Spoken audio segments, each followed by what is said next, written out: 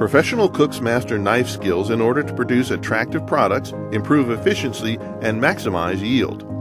There are machines that can slice and dice, but none completely eliminate the need for a skilled school nutrition professional with a sharp knife. First step is proper holding of the chef's knife.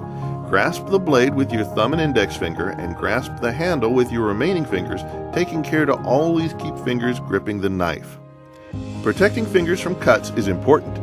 Keeping your fingertips curled back, grip the product with your fingertips and keep your thumb tucked safely underneath. Now you're ready for slicing. Place the tip of the knife on the product, lift the heel and slide down the length of the food. With your guiding hand, use the front side of your curled fingers as a guide to cut slices of equal size. If diagonal slices are desired, hold the knife at an angle, again making slices of equal size.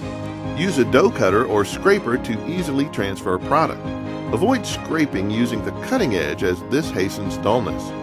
Some products, such as herbs, should be finely sliced using the chiffonade method. Simply roll the rinsed herbs tightly and slice into fine strips. For quantity food production, don't remove the stems, just slice the leaves until you reach the stems. For smaller cuts, continue with a rocking motion to mince the herb.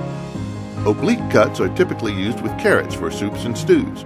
Cut the carrot on the diagonal, then roll 1/4 turn and cut again on the diagonal, creating a wedged-shaped piece. Cutting foods into the same size is important for consistent cooking times and eye appeal. Most sticks are julienne or bâtonnet. Dice cuts typically used in school nutrition are small 1/4 inch on all sides, medium 1/2 inch, and large dice 3/4 inch. Sometimes rough chop may be used when exactness is not critical, such as dicing tomatoes for salsa, or if the recipe does not specify cut dimensions. At first, holding a chef's knife may feel awkward, but over time your practice with the correct techniques will pay off in speed and consistency.